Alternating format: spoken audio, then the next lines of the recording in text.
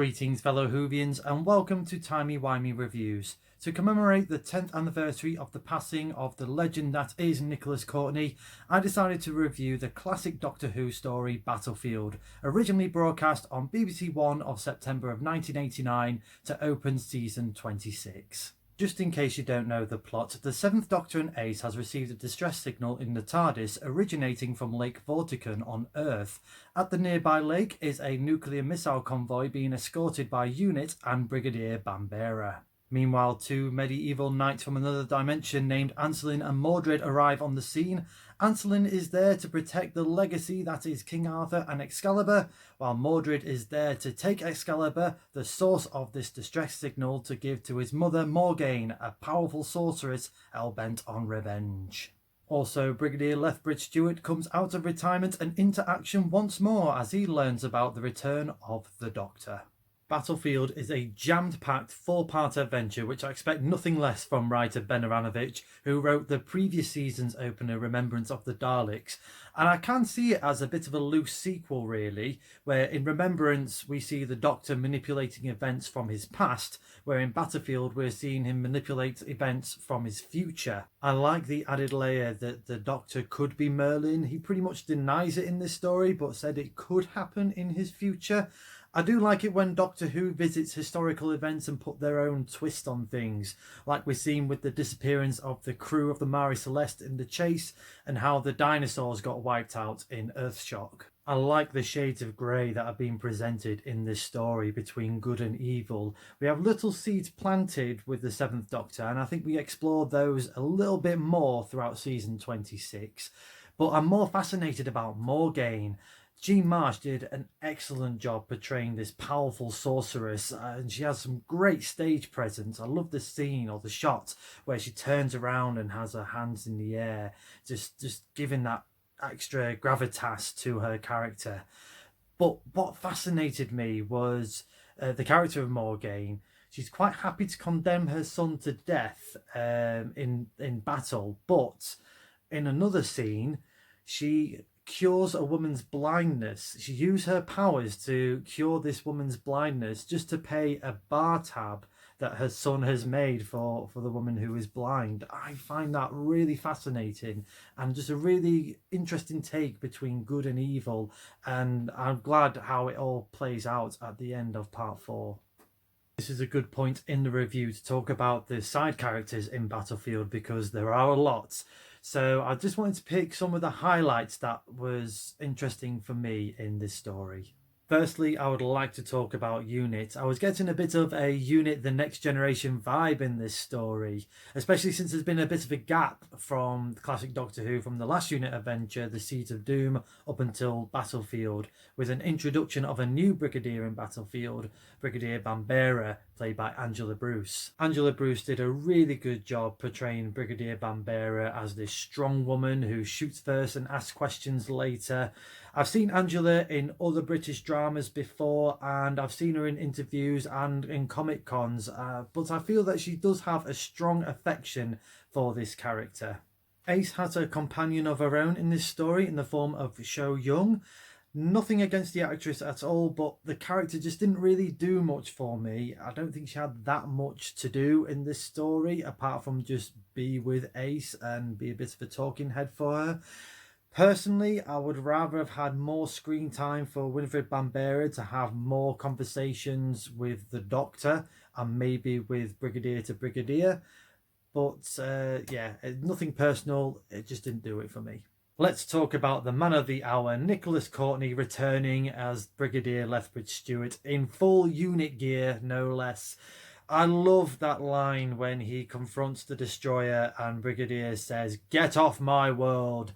I'm sure Harrison Ford pinched that for Air Force One. There was talk at one point of actually killing off Lethbridge Stewart in this story. Again, a big what if, especially for season 26. Would have been a very, very ballsy move, I would have to admit. And I think if they were to have done that, I would have definitely would like to have seen more scenes between the Brigadier, the Doctor, and Winifred Bambera, especially Brigadier to Brigadier, kind of handing over the baton, so to speak. I'm glad that they didn't do that. I'm glad they didn't go with that decision, and we get to see Nicholas Courtney return again as Brigadier Lethbridge Stewart in the Sarah Jane Adventures. I have to talk about the Destroyer because the costume and the makeup for that creature was so good. It's probably one of the best in classic Doctor Who, and I think could hold up really well in modern Doctor Who as well. I think it was really good costume there. It's such a shame that they didn't use it more often in this story. I think it was a case that the production team didn't realise how well this costume was going to turn out and how well this makeup was going to turn out, that they kind of shelved it as more of a bit part character. I think if they realised how well this makeup was, I think they would have used it in additional scenes. It's just one of those cases of too little too late to add into the story. There is a few problems, sadly, with Battlefield. For me, the pacing is a little bit off. I feel that the second half of the story is a lot stronger than the first half, especially going into the halfway into parts 3 and 4. They're really strong, kicks into gear with all the action, where the first two is a bit padded in areas, especially with poor Brigadier Lethbridge Stewart. He's been called into action, and then he goes into this helicopter, and then he's still in that helicopter, and then comes back around the helicopter. Lots of helicopter shots in this story. I'm sure that they had a budget for the helicopter, and they just milked it for all it's worth. I also felt that the production for Battlefield was rushed in places. I feel like the actors just couldn't quite get into some of the characters as well as they wanted to. I don't think it was Sylvester McCoy's best as the Doctor. He had some stellar performances in other stories. He was good. Don't get me wrong. He definitely didn't put a bad performance in, but there was definitely some weird over the top scenes with him, and especially from Mordred as well. There was a scene where Mordred has to do this maniacal laugh, and that's really difficult, to be fair. I won't be able to do it without it being really cheesy. But I'm sure there was a scene or a couple of scenes where you have him laughing, and then we cut to another scene, and then back to Mordred, and he's still laughing. It's just really odd choices in some scenes in Battlefield. Also, the infamous water tank scene. If you don't know the full story of it, do check out the documentaries that are out on YouTube. I'm sure there's some bloopers on there as well, and on the DVD as well. Some really good documentaries on there. But to cut a long story short, the water tank scene didn't go what it should have done. Poor Sophie had to be hoisted up really quickly because the glass broke and water was going everywhere, just flooded onto the studio.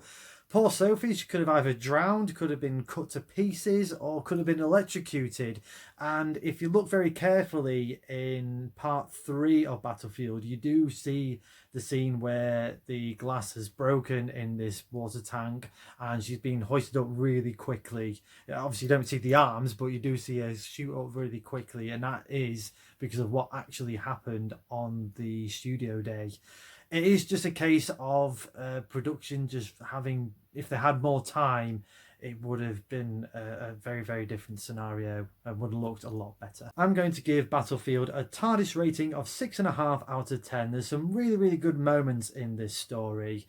The highlights for me are Nicholas Courtney and Jean Marsh. They really brought it with the characterizations of the Brigadier and Morgaine respectively. This does have some really good ideas, so it is worth checking out if you haven't watched Battlefield before. But I'll be more interested to know if you read the novelisation of Battlefield, because I think it is probably a bit stronger in book form. It is a case of what was promised on paper just didn't quite translate on screen. Sylvester McCoy has said plenty of times in interviews, if they had more money it would have been great, but if they had more time it would have been better. And especially if they had more time to refine the story and production of the story, I think this would have been an out-and-out classic. Do you agree with my rating? Let me know in the comments below your thoughts on Battlefield and what is your favourite story or episode involving Unit and or Nicholas Courtney. Next time on Timey Wimey Reviews, it's the return of my top 5, where I will be revealing my top 5 regenerations. Until then, thank you very much for watching. Don't forget to like the video, share the video, and subscribe to the channel. And as the good doctor once said, exotic alien swords are easy to come by, aces are rare.